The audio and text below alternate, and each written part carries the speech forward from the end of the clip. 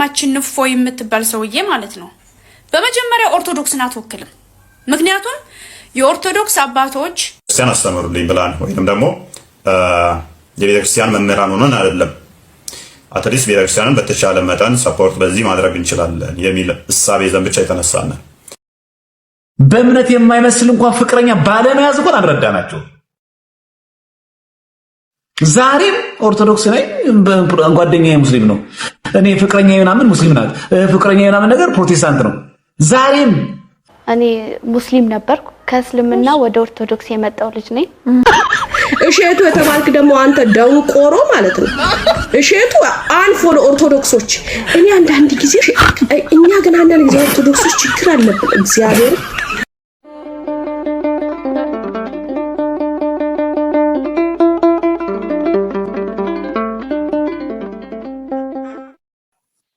ሰላም ጤና ይስጥልን። የተከበራችሁ ውድ ቤተሰቦቼ እንደምን ሰነበታችሁ? ሁላችሁም በያላችሁበት ሰላማችሁ ይብዛ። እስኪ ደግሞ አንዳንድ ቪዲዮዎች እየመጥቻለሁ፣ እነሱ ቪዲዮዎች እንመልከት። ወንድማችን ንፎይ የምትባል ሰውዬ ማለት ነው በመጀመሪያ ኦርቶዶክስን አትወክልም። ምክንያቱም የኦርቶዶክስ አባቶች እንደውም ምን የሆነ መጽሐፍ ላይ አንብቤዋለሁ። የኦርቶዶክስ ሃይማኖት መጽሐፍ ላይ ምን መሰለህ አባታችን ቆሞስ አባ ገሪማ ላይ ነው ናቸው የጻፉትኝ። መጽሐፉ እንዳትወርቁ ተጠንቀቁ ነው የሚለው መጽሐፉ። እዛ ላይ ምን ይላል? አላስፈላጊ ንትርክና ክርክር ላይ ውስጥ አትግቡ፣ ወደ ፈተና እንዳትገቡ፣ በፈተና እንዳትወርቁ ይላል እዛ መጽሐፍ ላይ ማለት ነው። ኦርቶዶክስ አትፈቅድም፣ ንትርክ ክርክር በሃይማኖት ጉዳይ አትፈቅድም። መወያየት ትችላላችሁ፣ መወያየት አይደለም ደፍረህ አንተ እነሱ የሚወዱትን ሙሐመድን እንድትጠሩ ነው ማረጋችሁ። ይሄ አንተ እንደውም እኔ ኦርቶዶክስ አይዶን ነው በመሆነ ራሱ ተጠራጠርብሃለሁ። አጀንዳ ልታመጣብን ፈልገህ እንጂ ኦርቶዶክስ አዝነህ ወይም ለኦርቶዶክስ ተቆርቆራ ምናምን አይደለም። እዛው ወይ ብልጽግና ወይ ሽመልስ አብዲሳ አጀንዳ ሰጥቶ ከሆነ እዛው ተወጣ፣ እኛ አይመለከተንም። አሁን ይችን ልጅ ምን እንበላት ማለት ጭራሽ ጣቅሳ ማስረዳት ሁሉ ጀመረች። ሲጀመር ልጁ ኦርቶዶክስን ወክላለሁም አላለም። በራሱ መንገድ ነው ለመወያየት የመጣው። ወደ ንትርክም አልገባም። የሚወዱትን ነብይ ማን ስለሆንክ ነው የምትሳደበው?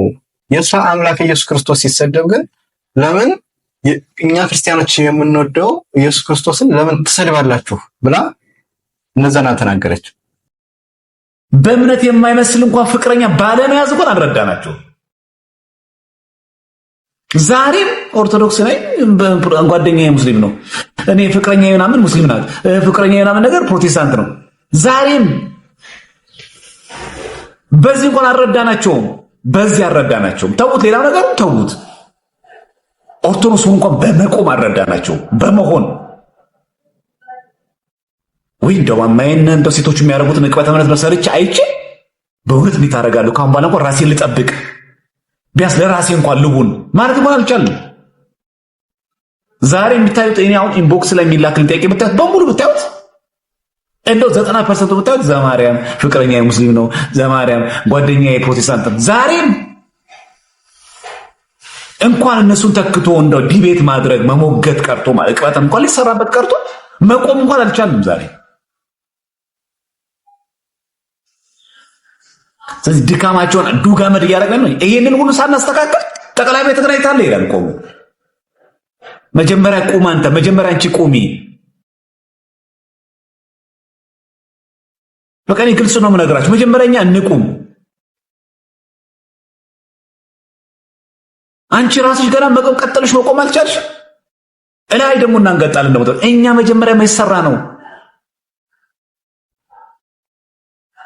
ገና እኮ አንቺን እኮ ከዛ መና ሊወስድሽ ጭራሽ ሊነጥቅሽ እኮ እነማማ ኧረ እባክሽን ተይ ከዚህ ጓደኛሽ ጋር ገና እያፋለቅን እኮ ነው። ገና ማላቀቅ ገና ኧረ እባክሽ ጥንቃቄ አድርጊ፣ እባክሽን እገሊትን ጠይቋት፣ እገሊትን አናግሯት፣ እገሊን አናግሩት።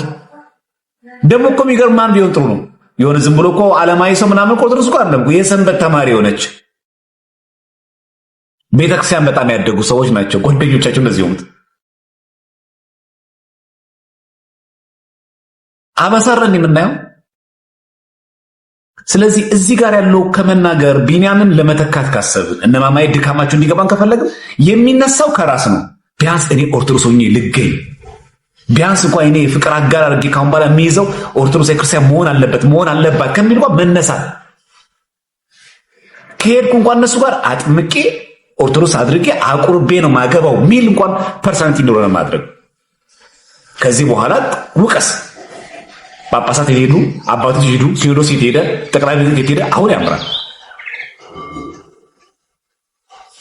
ብቻቸውን ይደረቋል ያለ ደግሞ እየተቀያየሩ ማማዬ ስትገባ አንዷ ስትገባ አንዱ ሲገባ አንዱ ሲገባ አንዱ እየተቀባበለ ልክ ያላለም የቤት ስራ የተሰጠው ይመስላል። አንቺ ግዴታ ነው። አንተ ግዴታ ነው። አንተ ኃላፊነት አለብህ። እናንተ ግን ተኙ። የነሱ ግን ግዴታ ነው። ማኑ ደህና ሸክም የሰጣቸው በቃ እግዚአብሔር አትርፎት እኮ እንጂ እኮ የዛን ጊዜ እኮ ቢሞትም እኮ እፎይ ሞተ እኮ አለ። ያቺ ቅጽበት እኮ እግዚአብሔር ነው እኮ መንጥቆ ያወጣው። ዳዊት መዝሙር እንደተናገረ ወጥመድ ተሰበረ እኛ መለጠና ያለ ወጥመድ ተሰብሮ ነው እንጂ ሞት ብቶ ቅጽበት ናት። አለቀ። ነጋው ማማዬ ካለፈች በኋላ እንደዚህ ሆነች። ማማዬ ምንም አይጠቅምም። መተካት ነው የሚጀምረው። ምንድነው? እኔ ኦርቶዶክስ ክርስቲያን ሆኜ የነሱ እቅበት ነው የሚሰሩ ወንድሞቼን ድካም ዱጋመድ ባለማድረግ እተባበራለሁ። አትሊስት ሰው ሊወደው የሚችለው በዚህ ምድር ሲኖር በጣም ሊወደው የሚገባ ሃይማኖቱን ነው። ያ ማለት አምላኩን ፈጣሪውን ነው። ከፈጣሪው በላይ የሚወደው ነገር ሊኖር እንደማይገባ መጽሐፍ ተናግሯል። እግዚአብሔር አምላክህን በፍጹም ልብህ፣ በፍጹም ኃይልህ፣ በፍጹም ነፍስህ ውደድ ተብሏል። ነገር ግን ሙስሊም ወዶ አግብቶ ወይም ደግሞ ፕሮቴስታንት አግብቶ ወዶ የሚሄድ ከሆነ አንድ ሰው አምላኩን ሳይሆን የሚወደው ያንን ያገባውን ሰው ነው የሚወደው ማለት ነው። አብልጦ የሚወደው አምላኬን ወዳለው ሊል ይችላል። የእውነት የሚወደው ከሆነ ግን ሃይማኖቱን የሚቀይር አይሆንም። ምክንያቱም ምን ነው የሚያገባው? የሌላ ሃይማኖት ሰው የሚያገባ ከሆነ ምን ነው የሚያገባው? በተመሳሳይ ነው። ይሄ ለሌሎችም ሃይማኖቶች እኮ ይሰራል። ኦርቶዶክስ ሆነሽ ሙስሊሙን የምታገቢ ሙስሊሙ እንዴት ነው? ኦርቶዶክሱን ነው የሚያመልከው ወይስ ሙስሊሙን ነው የሚያመልከው? የኦርቶዶክሱን አምላክ ነው የሚያመልከው ወይስ የሙስሊሙን አምላክ ነው የሚያመልከው? አደገኛ ነው የሚሆነው። ስለዚህ ማንም ሰው እግዚአብሔርን አብልጦ የሚወድ ከሆነ አትሊስት ከሃይማኖት ውጭ የሆነ ያለ አግባብ ግንኙነትን እንኳን ማቋረጥ አልቻላችሁም። ወንድሞቻችን ማገዙ እንኳን ቀርቶባችሁ እያለ ነው የሚናገረው። በትክክል ነው የተናገረው። ሲቀጥለውን ቪዲዮ ደግሞ ስሙት። አሁን ሀገረ ስብከት ስራ አስኪያጅ የነበሩት አቡነ ማናቸው አባ ተክለ ሃይማኖት የሚባሉ አሁን አቡነ ሩፋኤል የሆኑት አባት በጋምቤላ ገብቼ ለሱዳን መንግስት ደብዳቤ እንዲጻፍ አድርገው በዚያ ሸሽቼ ሱዳን ገብቼ ነበር። እዚያም ደግሞ ፎቶ ሲበተን እዚያም ሊገሉ ይችሉ ኤምባሲ የኢትዮጵያ ኤምባሲ መልሶ ኢትዮጵያ ላከኝ። ከዚያም ደግሞ ኢትዮጵያ መቀመጥ አልችል ስል በዚህ በሰሜን ሱዳን ደግሞ በመተማ መስመር ተደብቄ ነበር። ከዚያም ደግሞ ወደ ዩጋንዳ ሄድኩኝ። ዩጋንዳም ደግሞ ከቤተ ክርስቲያን ወድቄ ማለት መጀመሪያ ውጭ ላይ ነበርኩ። ቤተ ክርስቲያኑ ሳገኝ ከቤተ ክርስቲያን ወድቄ ነበረ። ቤተ ክርስቲያኑ አለቃው ሲኖዶች ተከፍሎ ነበር በወቅቱ። ሲኖዶች ተከፍሎ የኢትዮጵያ ሲኖዶስና ማነው የአቡነ መርቆሬዎስ አሜሪካና የአቡነ ጳውሎስ ተከፋፍሎ ስለነበር እና አቡነ መርቆሬዎስ ስር ነው የነበረ። ያን ቤተክርስቲያን ወጣ ማለት እንትን አሉኝ፣ ከለከሉኝ። አባ ወልደ ትንሣኤ የሚባሉ አባት አቡነ ዘርሚዋስ ይባላሉ። አሁን በዛን ሰዓት በምንድን ነው ያየው አንተ ልጅ ብለው አይ በእኔም ኢትዮጵያን የሚያውቁኝ ስል እንጃኝ ያሉ። በቃ ሲያስታውሱ አስታወሱኝና ከዚያ ሰላም ጋር የምትከራከረው አይደለ እስካሁን በህይወት አለ በል ከምዕመናን ከአሜሪካ ምዕመናን ደሞዝ እያወቁ እዚህ ትቀመጣለህ። አለቃውን ጠሩና እዚህ ተቀመጥ አሉኝ። እሺ አልኩኝ። በወቅቱ አንድንና አንድን ክርስቶስን ማገልገል እንጂ ዘርን፣ ጎጥን፣ መንደርን አላምንም። አሁንም ወደፊትም አላምንም። አምላኬም ለጎጥ ለመንደር አይደለም ለሰው ልጅ ብሎ መጥቶ የተሰቀለው። በዛን ሰዓት ግን ጎንደር፣ ጎጃም፣ ሸዋ፣ ወሎ ምን እየተባለ ተከፋፍሎ ስለነበረ አቦልንሳይ ጎንደሬ ይሁኑ አላውቅም። እኔ ጎንደር ስለሆንኩ አላውቅም። በል እንግዲህ አሁን አስተምር ሲሉኝ ዘርን ባያስቀርልን ኑሮ እንደ ሰዶም በሆን ገሞራንም በመስጠል ነበር ብዬ ስለመቤታችን ሳስተምር አቦልንሳይም ተደስተው እዚያ ተቀመጡ ላይ ሲሄዱ እሳቸው ወደ አውስትራሊያ ሲሄዱ የነበረው አለቃ ሰው ከጉባኤውን ሰብስቦ ይውጣ በቅኔ ሰድቡኛል አለ። ምን ብሎ ሰደበ ሲሉ ዘርን ባያስቀርልን ኑሮ እንደ ሰዶም በሆን ገሞራንም በመሰል ነበር ብሎ ያስተማረ ስለኔ ነው። ዘር አባ ማለት የሀገሬ ሰው ዘሬ ባይመጡ ኑሮ አለቃው ሰዶም እና ገሞራ አስመስሎ እዚህ በረንዳው ላይ ጥሎ ይቀርቶ ነበር ብሎ በቅኔ ነው የሰደበኝ ብለው አስወጡኝ። ሰበካ ጉባኤውንም እንትን ብለው ይውጣልኝ ከአቡነ ጳውሎስ ጋር ሆኖ ቤተክርስቲያን ወደ ኢትዮጵያ ሲኖዶስ ሊቀላቀል ነው የመጣ ብለው አሳድመው ከዚያም ወጣው። እዚያ ላይ በስመ ስላሴ ልጀምር ጸሎት ልመስክር ለአምላኬ ቆሜ በእምነት መጽሐፍ ቅዱስ ገብቶ በማመዳክ ያለ እውቀት በድፍረት ክርስቶስ ሲነቀፍ ዝም ብለው ሲያዩኝ ሊቃውንቱ እውነት መሰከረ ቢንያም ወጣቱ መሐመዳውያን እንዳትሳሳቱ ክርስቶስ አምላክ ነው አትልፉ በከንቱ ብዬ በመሰከር አምላኬን አትንኩ አሳልፈው ሰጡኝ እነ ወደ አምላኩ ዝም ብለው ሲያዩ የኔ አባት ጳጳሱ የመሐመድ ልጆች ሊገሉኝ ተነሱ። አይዞ ልጅ የሚል አንድ አባት አጥቼ ለስደት በቃው ከሀገሬ ወጥቼ ስንቱ ይነገራኔ ስደቱ ጣጣ ዩጋንዳ ገባው ነፍሴ ሳትወጣ እንደምን ብዬ ዩጋንዳ ገብቼ በጣም ተደሰትኩ የአምላክ ቤት አግኝቼ ወዲያው ተሳልሜ አስጠጉኛል ቋጭ ለቃውን ቁሜ ከየት ነው የመጣ ከነዚያ ነው ከኛ ብለው መረመሩኝ እንደክፍዳኛ እዚያ ከበረንዳው እየገባኛ ብለው ፈቀዱልኝ አይቶ ቁራኛ ከዚያም በረዳኝ ተራረኩኝና ገብቼ ተናው ሊኖር እንደገና አላለቀልኝ የኑሮ ፈተና አንዳንዶቹ መጡ አዛኝ መስለው በጣም አቆሰሉ ጀሮዬን ጠብተው ዩጋንዳ ከተማ ያለው ወተትን ይጠቅማቸዋል ጀሮ በመጥባት ደጉ ሳምራዊ አልቋባው ለምሳሌ ሲመጡ ደጉ ሳምራዊ ወደኔ ቀረበ ዝቅ ብሎ አነሳ ቁስሌን ማጠበ ከወደኩበት ላይ ፈጥኖ ወሰደኝ ከእንግዶች ማረፊያ ያደራ ሰጠኝ የምታከምበት ወይም ቢርበኝ ለችግሬ ሁሉ ገንዘብ ሰጠልኝ ተቀባይ ሳያሳተመኝ ገንዘቤን ቀምቶ አውጥቶታለኝ እንግዲህ የልግባ የኔው ከባረር የሃይማኖቴ ሰው ማለት ነው እንግዲህ የልግባ የኔው ከባረር የባካ አምላኬ አንተው ትዶነ እያየ ከኋላ ጠላት ይከተለኝ ከአምላክ ፊት አውጥቶ አሳልፎ ሰጠኝ የመሐመድ ሰይጣን እንደ ጠላት ሆኖ ኢትዮጵያ ውስጥ ያሳድደኝ የነበረው ማለት ነው የመሐመድ ሰይጣን እንደ ጠላት ሆኖ ከኔ እየቀደመ እየደፈት ነው ከዚህ ማስወጣኝ በቆፍ ተሸፍኖ አለቃው መነኩሴ ነውና በቆፍ ተሸፍኖ ሰይጣን አስወጣኝ ማለት ነው በቆፍ ተሸፍኖ እንደ ሐዋርያት እንደ ሰማዕታት የመሰከርኩልኝ ቆሜ በእምነት ብዬ ተቆቃው ቢንያም ስደት የሚሉት ቃል ለአንድ ቤት መቅለሉ ላይ የሰው ከባድ ነው አይቻልም ቃሉ እሳሩ ቅጠሉ ፀሐዩ አሩሩ አቤት ማቃጠሉ ተባብራችሁ ያዙ በሉ ዝም አትበሉ ተማክሩ ወጡ ሁሉም ይመስላሉ እያልኩ እዚያው ደረስኩኝ ከዚህ በኋላ እዚያው ወጣ ተባልኩኝ ወጣሁኝ ወደ ስደት የሚዬ ደግሞ እንደገና ወደ ሀገሬ መከራው ሲጸናብኝ ኬንያ ሶማሌዎችና የኢትዮጵያ የኦሮሚያ ተወላጆች አካባቢ በዘር ሳይሆን በሃይማኖት ሆነው ባንድ ላይ ሆነው አብዲ የሚባል ኢንተርፕሬተር አስተርጓሚ እሱ ነግሮ መረጃዬን ለዩኤን ኢንተርቪው ሲደረግ በወቅቱ እንትን አለኝ አደጋ አደረሱብኝ የቦምብ ፍንዳታም ነበር ፍርስራሽ ውስጥ የፖሊስ ወረቀት አለኝ አዚያ ፍርስራሽ ውስጥ ወጥቼ ወደ ኢትዮጵያ ገባው ኢትዮጵያም ያው ቤተሰቦችን እየመንገላታት ጀመርኩ ልጅም ታግቶ እኛው ክርስቲያኖች የሆኑት በገንዘብ ተገዝተው 125,000 ብር ተሰጥቷቸው ህፃኑን ልጅን አስነው ወስደው 103 ኪሎ ሜትር ከተጓዙ በኋላ 125,000 ብር ተሰጥቷቸው ህፃኑን ልጅን አስነው ወስደው 103 ኪሎ ሜትር ከተጓዙ በኋላ ሲያለቅስባቸው አስፈራርተው በቢላ ነካርገውት ነበረ ይሆዱ አካባቢ ቀደው ማለት ብዙም ኃይል የለውም ደም ሲፈሰው ሰው ለምንድነው ሲሉት ወደ ሐኪም ቤት ይወሰድኩት ብሎ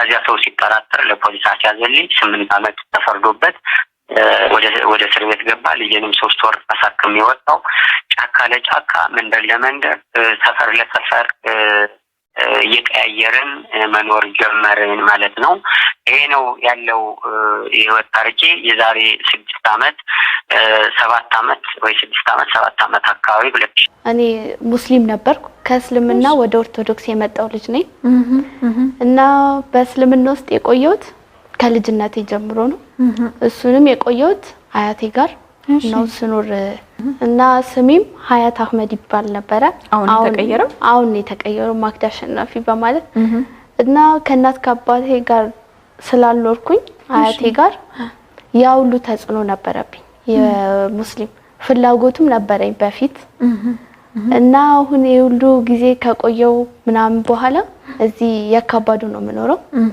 የካባዱ ከመጣን በኋላ አባቴ ተለወጠ ወደ ክርስትና።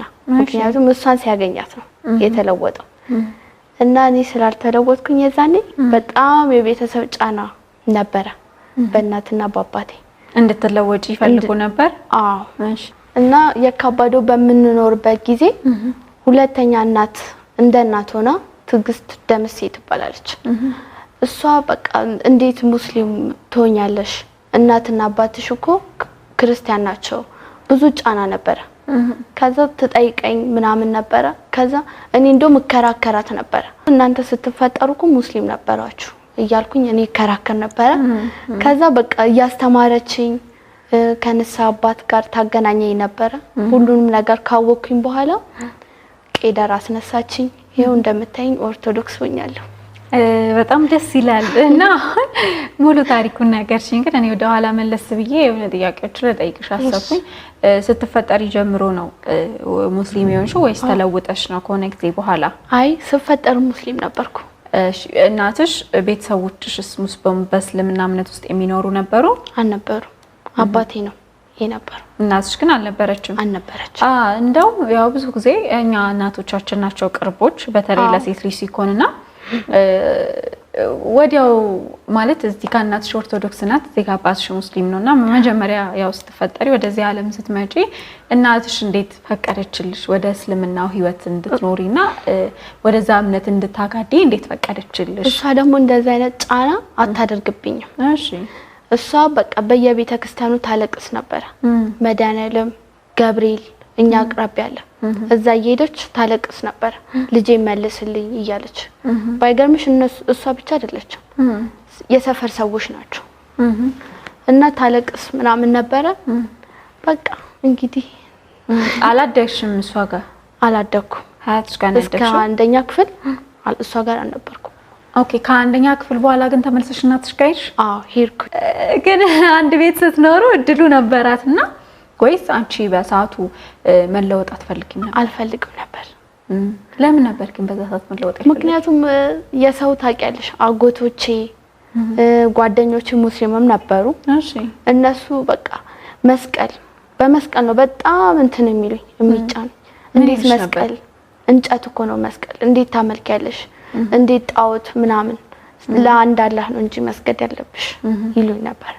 እሱን ጫና ስለነበረብኝ በቃ እኔም አይምሮዬ፣ ምክንያቱም ክርስቲያን ጓደኛ ሲኖርሽ የሆነ የምታነጻጽሪው ነገር አለ። እዚህ ጋር ግን ሁለቱም ሙስሊም ናቸው።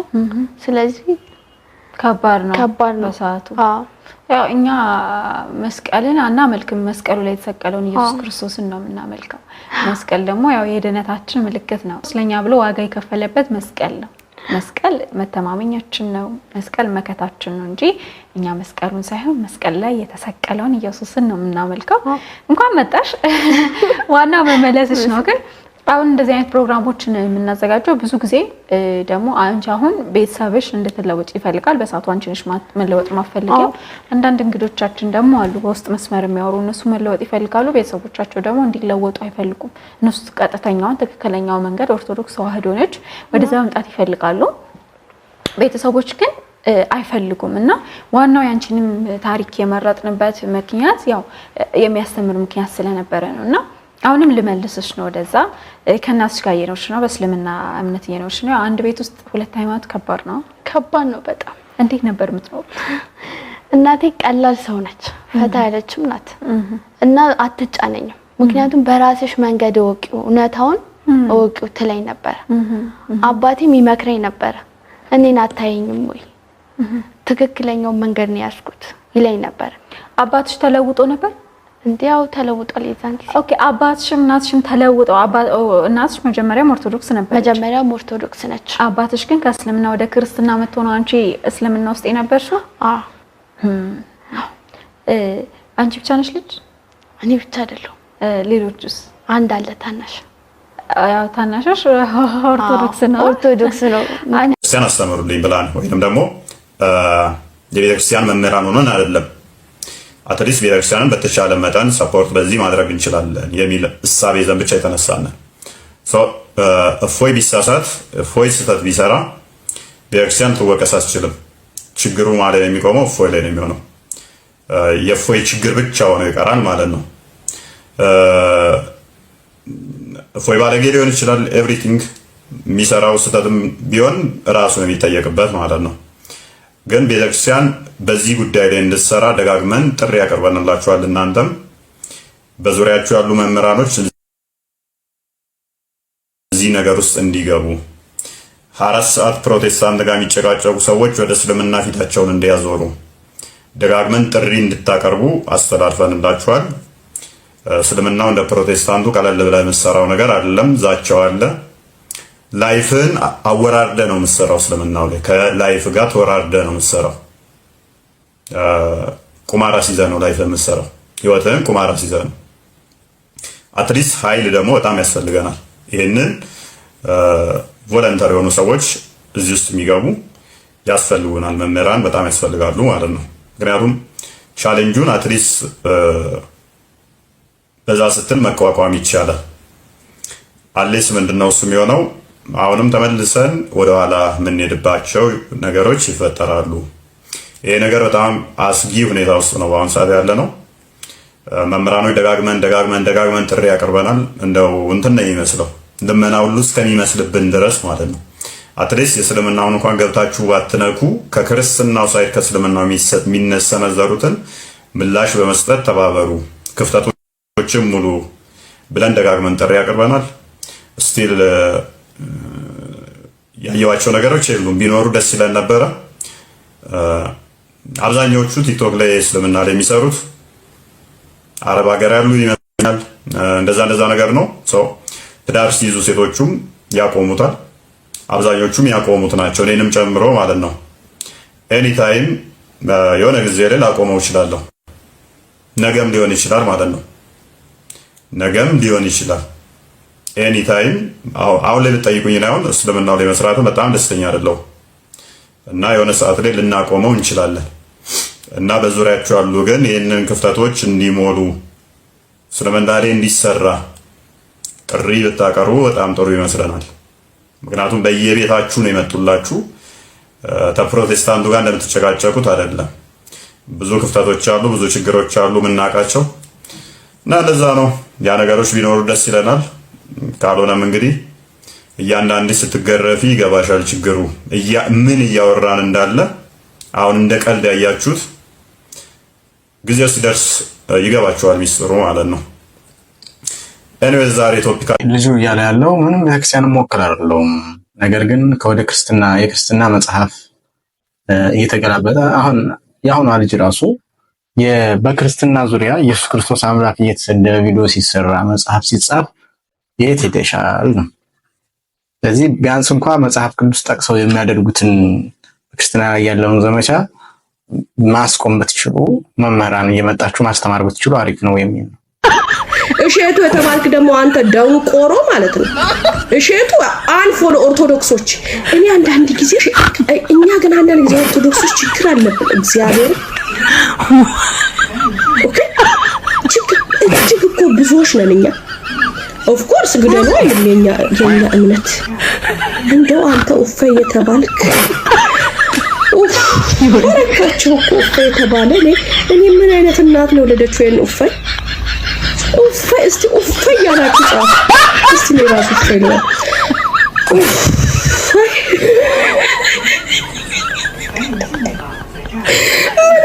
እንዴት ተባረከ ነው ኡፍ የተባለ ምን አይነት ማህፀን ወለደችው እሱ ይሄን የተባረከ። ኧረ እናንተ የሴትም ኡፍ ያለች ወይኔ ዘንድሮ ጉድ መጣ ዘንድሮ። የሴት ደግሞ ኡፍ ያለች ማሚ ነው የሚለው ልክ ነኝ ማሚ ሱፉኒ። ኧረ ብዙ ሴቶች ኡፍ ያለች። እኔ በቀደም የነጭ ኡፍ አይደል ያልኩት? የሴቶች የኢትዮጵያዊ ሴቶች የኦርቶዶክሶች ኡፍዎች ብዙ ናቸው። ማሚ የምትባል ኡፋይ አለች፣ የሴቷ ኡፋይ እናቴ ንብልባል ወይ እመቤቴ ማርያም ድንግል ማርያም ወላዲቷ እናቴ እንደው በዘርፋፋ ቀሚስ ሽፍን ማርጊያቸው ፎቶዋን አወጣን እያሉ ትገደል ይላሉ። እናንተ እኔ የትኛውም እምነት ማለት ነው እምነት የሌለው ሰው ራሱ ማለት ነው እኔ እግዚአብሔር የሥራ ባልደረባ እምነት የለም ይገደል የሚል ነው ይቻላል። አሁን ምን ይላሉ? አልሐምዱሊላህ እፎይ ሞተ። ምንድነው ቆኔ ግራ ገባኝ። ይሄ ረመዳን ደግሞ የማንም ደም አልፈሰሰም። ምን ነው ማሚዬ ደም አማራት ዘንድሮ እናንተ ሪፖርት እያደረጉ ስለሆነ ማለት ነው። እኔ ችግር የለውም ሪፖርት ተደረገ አልተደረገ ቲክቶክ አስጠልቶኛል። ሲጀመር እንደዚህ ግን እምነቴ ሲነካ የገባው አወራለሁ ማለት ነው። ኮፒ ሊንክ አድርጉ እንደው ከቻላችሁ ኮፒ ሊንክ የኔን ብቻ ሳይሆን ማለት ነው። እኔም ለምናችሁ የኦርቶዶክስ ልጆች በቃ እነዚህ አሁን አይን የተጣለባቸው ላይቭን ባይገቡ አካውንታቸውን ኮፒ ሊንክ አንደኛው የኡፋይን አካውንት ኮፒ ሊንክ አድርጉ እንደው በአማላጇ በድንግል ማርያም እንደው በስላሴዎች የኡፋይን አካውንት ኮፒ ሊንክ አድርጉለት። እሱ ላይቭ ላይም ባይገባ ማለት ነው። ኦኬ ማሚ የምትባለች በጣም ብዙ ተከታይ መኖር ያለባት ልጅ ናት። ስሟ ማሚ ነው። ተሳሳትኩኝ። እንደው አፌን ከፍቼ እንቅልፌን አጥቼ አደርኩኝ። እንዴ የሴትም ጀግና አለች እናንተ። አረበስ ማሚ ደግሞ የሚሏት በቃ ጀት በሏት እግዚአብሔርን። ማሚ ያው የሷንም አካውንት ፎሎ አድርጓት እግዚአብሔርን። በጣም በቃ ምርገርም ልጅ ናት። በቃ ኡፋይ በሏት፣ እሰሯት ኡፋይ በሏት። አሁን የሆነ ቤት ነበርኩኝ ገስት ላይ ገብቼ ስበውኝ ገባውኝ ተንጠልጥዬ ወይ ሲነበብ እኔ ራሱ አብዱ ሲጨነቅ እኔም ነፍሴ ተጨነቀች። አብዱዬ እኔ ልጨነቅ ወንድሜ፣ እኔም ስንሰማኛም ደንግጠናል እኮ